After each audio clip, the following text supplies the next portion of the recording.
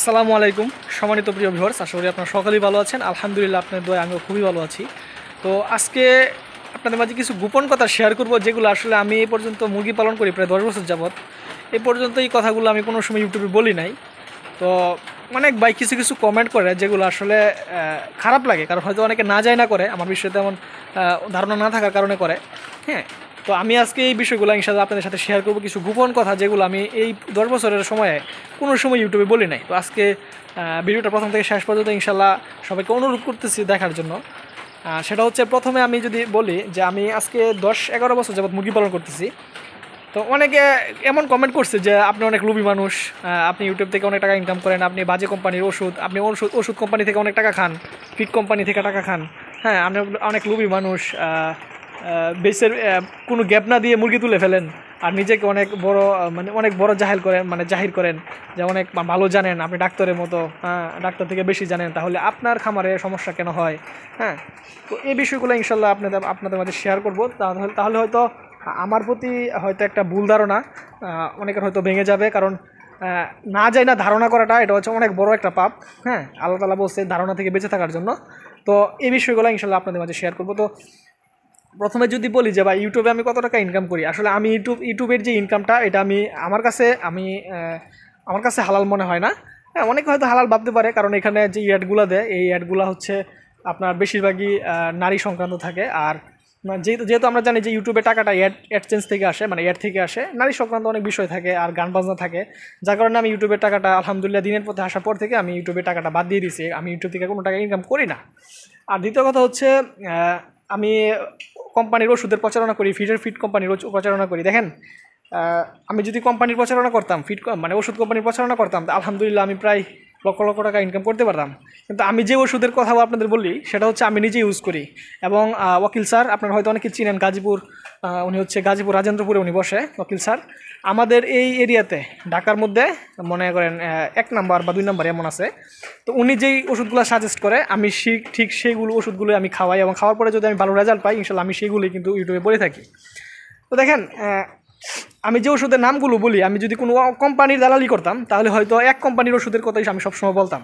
হ্যাঁ, আর আমি দেখেন, আমার কিন্তু ওষুধের প্রতি ভিডিও কিছুদিন পরে পরে কিন্তু আমার ভিডিও চেঞ্জ হয়, মানে ওষুধের একটা চেঞ্জ হয়। এটা হয়তো অনেকে বুঝে না, যার কারণে বলে।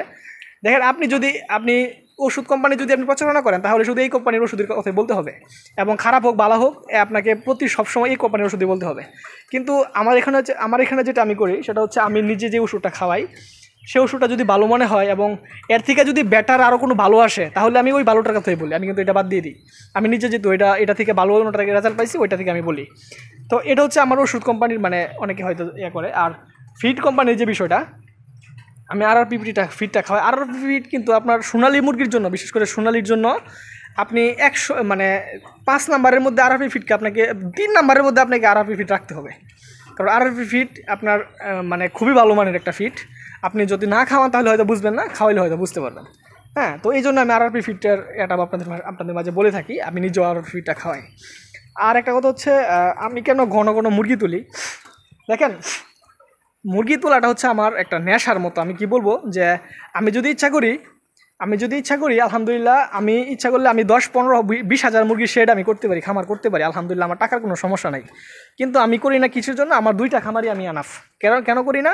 কারণ হচ্ছে, দেখেন, আল্লাহর দিন পালন করে আমি যতটুকু করতে পারি ঠিক অতটুকুই। যেমন এই 2টা খামার থাকার পরে, এই 2টা খামারে মুরগি পালন করার পরে আমার আল্লাহর দিন পালন করতে আমার কোনো সমস্যা হয় না। যদি সমস্যা হয়ে যায়, মানে যদি আমি বাড়াই, আমার কাছে মনে হয় যদি আমি আরও 2টা শেড করি বা একটা শেড করি, তাহলে আমার সমস্যা হবে। যার কারণে আমি আলহামদুলিল্লাহ 2টা শেড আমি যথেষ্ট, আমি যথেষ্ট। কিন্তু আপনি যারা এই কমেন্টগুলো করে, তারা যদি আমার জায়গায় থাকতো, আমার মানে তাহলে হয়তো তারা, আমার কাছে মনে হয় যে অন্তত 20-25 হাজার মুরগি শেড করে ফেলতো। তো আমার 2টা শেডই এনাফ আলহামদুলিল্লাহ। আর আমার মুরগি পালনটা হচ্ছে আমার একটা নেশার মতো। আপনারা হয়তো মনে করেন যে আমি কেন ঘন ঘন মুরগি নেই। দেখেন, আমি যখন মুরগিটা বিক্রি করি, তখন চিন্তা করি যে অন্তত 20 দিন 25 দিন মুরগি নেব না। কিন্তু দেখেন, আপনার ঘরে যদি চাউল না থাকে, তাহলে কিন্তু আপনার মাথা নষ্ট হয়ে যাবে, আপনার কাছে ভালো লাগবে না যতক্ষণ মতো চাউল না আসবে। আর মুরগিটা হচ্ছে আমার এমন, আমার 2টা শেডের একটা শেডও মুরগি নেয়, আমার কিন্তু এটা আসলে নিজের কাছে খুব খারাপ লাগে। কারণ আমি মুরগি পালন করে অভ্যস্ত, আমার মুরগি থাকতে হবে ভাই। আমার লাভ লস পরে, লাভ লস পরে যতটুকু আমি আপনাদের মাঝে শেয়ার করি যে ওই টাইমে বাচ্চা নেই, ওইটার বাচ্চা নিলে ভালো হবে, কিন্তু আমার মূল হচ্ছে আমার সেটার মধ্যে যদি আমার মুরগি না থাকে আমার সত্যি আমার কথা খুব খারাপ লাগে, যার কারণে আমি মুরগি নিয়ে থাকি। আর আমি অনেক হয়তো এই কমেন্টগুলো করে যারা একটু বেশি অহংকারী হয় তারা এই কমেন্টগুলো করে যে নরসিংদীর মানুষ খারাপ হয়, নরসিংদীর মানুষ ভালো হয় না, অতি চালাক হয়। তো আমি আসলে মনে করি যে একটা মানুষকে একটা কিছু বলার আগে আগে তার বিষয়ে জানতে হবে, আপনাকে নিজে জানতে হবে। কিন্তু আমরা সমস্যা হচ্ছে আমরা সাধারণত অনলাইন ভিত্তিক হয়ে গেছি, অনলাইনে যেটা দেখি এটার বিষয়ে আমরা কথা বলে থাকি। হ্যাঁ, একজনে খারাপ বললো, হ্যাঁ, আরেকজনের কাছ থেকে শুনলো যে উনি খারাপ, বাস ওনারা দেখার কোনো সময় নেই। তো আপনি মূলত এই বিষয়গুলো আসলে আমি কোনো সময় ইউটিউবে বলি নাই। হ্যাঁ, আর একটা কথা হচ্ছে আমি যে করি আমার এই 2টা সেটের মধ্যে আমি 4000-5000 মুরগি নেই। তো 4000-5000 মুরগির মধ্যে দেখা গেছে এটা তো 2টা উদল বদল করে নিই, কিন্তু এক সময় 2টা একসাথেও নেই কেন? কারণ হচ্ছে ব্যবসার একটা আছে, যেহেতু মুরগি আপনার নেশা হইতে পারে, কিন্তু অবশ্যই এখানে ব্যবসার একটা আপনার থাকতেই হবে। হ্যাঁ, না হলে আপনি ব্যবসা কীভাবে করবেন? তো আমি আসলে আমার কাছে আমার এই অভিজ্ঞতা মানে আমার কাছে থাকে যে মানে আছে আলহামদুলিল্লাহ, যে কোন সময় মুরগিটা নিলে আমার জন্য ভালো হবে। যার কারণে দেখা গেছে আমি এমন সময় যায় যে আমি একটা সেটের মধ্যে মুরগি নিই যখন মনে করি যে বাজারটা তখন খারাপ যাবে বা সম্ভাবনা থাকে। আর যখন দেখি যে সামনে বাজার ভালো তখন কিন্তু আমি 2 সেটে একবারে মুরগি নিয়ে নিই। কারণ হচ্ছে ব্যবসা আপনি সবসময় করতে পারবেন না। আপনি কি পুরো 1 বছর কি ব্যবসা করবেন নাকি? আপনার কাঁচামালের ব্যবসা এটা, আপনার যে কোনো সময় এটা আপ ডাউন করতেই পারে, বাজার কম থাকতেই পারে, বাড়তে পারে। তো আপনি যখন বাজার সম্পর্কে আইডিয়া থাকবে তখন দেখবেন আপনি যখন থাকবে মানে একটা ব্যবসার একটা জোয়ার থাকবে তখন অতক্ষণ পর্যন্ত কিন্তু আপনি একদম পারফেক্টলি মুরগি পালবেন। যখন জোয়ার কমে যাবে তখন আপনি কীভাবে মুরগি পালার চেষ্টা করেন, চিন্তা করেন। ওই সময় যদি আপনি পালন করেন তাহলে যেটি কামাইছেন ওইটা আবার দিতে হবে। তো এই জন্য আমি কি করি, আমার সেটগুলা যখন জোয়ার থাকে সেই সময় কিন্তু আমি একবারে মানে ফুল করে বাচ্চা নিয়ে নিই। তো এই জিনিসগুলো অনেকে হয়তো জানে না বা বুঝে না, যার কারণে আমাকে মানে অনেকে খারাপ মন্তব্য করে। আরেকটা কথা হচ্ছে অনেকে কিছু মানুষ এমন কমেন্ট করছে যে আমার যে বাচ্চাগুলো, একজন মানুষ কমেন্ট করছে যে আমার এখান থেকে বাচ্চা নিছে, হ্যাঁ 200 বাচ্চা মারা গেছে। তো দেখেন, আপনি বাংলাদেশে যেই জায়গা থেকে বাচ্চা নেন না কেন, আপনি যদি ব্রুডিংয়ের আগে আপনি যদি ব্রুডিং পিরিয়ডে বাচ্চা মারা যায় অথবা বাচ্চার গাড়িতে আসার পরে বাচ্চা মারা যায়, তাহলে এটার ক্ষতিপূরণ কিন্তু হ্যাচারি থেকে নেওয়া যায়। কিন্তু আপনি পালন করার পরে 10-12 দিন 15 দিন পরে আপনার বাচ্চা 200-100 মারা গেছে। হ্যাঁ, এটা আমার এই পর্যন্ত আমি বাচ্চা তো আলহামদুলিল্লাহ বিক্রি করি প্রায় অনেক দিন যাবত। তো এটা 1-2 জনের সাথে এমন হয়েছে, কিন্তু 1-2 জন আসলে এটা মানে ভালোভাবে নেয় নাই যে বাচ্চা কেন মূল্য, এটা তো কাঁচামাল, আপনার নষ্ট হইতেই পারে, আপনার পালনের সমস্যার কারণে হইতেই পারে, স্বাভাবিক। তো এই বিষয়ে আসলে অনেকে খারাপ মন্তব্য করে।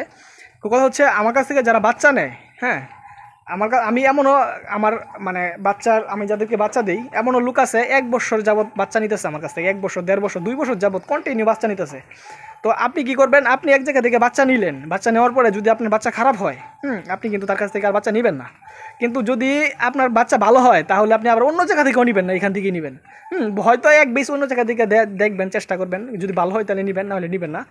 কিন্তু 1 বছর যাবত অনেক ভাই আছে যারা আছে আলহামদুলিল্লাহ, ভিডিও যারা দেখতেছে অনেকে হয়তো আছে এখানে কন্টিনিউ আমার কাছ থেকে সাজেশন নিতেছে, আমার কাছ থেকে নিয়ে মুরগি পালন করতেছে কন্টিনিউ। তারা ভালো না হইলে কোনো সময় এটা করতো না। হ্যাঁ, তো এই বিষয়গুলো আপনারা 100-র মধ্যে আপনি যত ভালো, আপনি একদম ভালো বাচ্চা দিচ্ছেন, 100-র মধ্যে আপনার 2-4-5 জনের সমস্যা হবেই, এটা হবেই হবে। হ্যাঁ, এটা আপনি রাখতে পারবেন না। কিন্তু ভালো হইলে আপনার 95% পর্যন্ত 90% পর্যন্ত ভালো হয়। হ্যাঁ, আর যেটা খারাপ হয় এটা 95-90% পর্যন্ত খারাপ হয়, 10% ভালো হয়। তো আলহামদুলিল্লাহ, যাদের সুপার হাইব্রিড বাচ্চা দরকার পড়ে ভালো মানের, একদম হ্যাচারি থেকে আইসা দেখা বুইজা প্যারেন্টস দেখা তারপরে বাচ্চা নিতে পারবেন, সমস্যা নাই। ভালো মানের বাচ্চা যেটা আমরা নিজেরা পালন করি একদম, হ্যাঁ, ভালো মানের বাচ্চা আপনারা নিতে পারবেন। তো আজকে এটুকুই ছিল, আসলে হয়তো অনেকে ভুল ধারণা ভাঙছে আজকে। তো আজকে এটুকুই ছিল। আসসালামু আলাইকুম ওয়া রাহমাতুল্লাহি ওয়া বারাকাতুহু।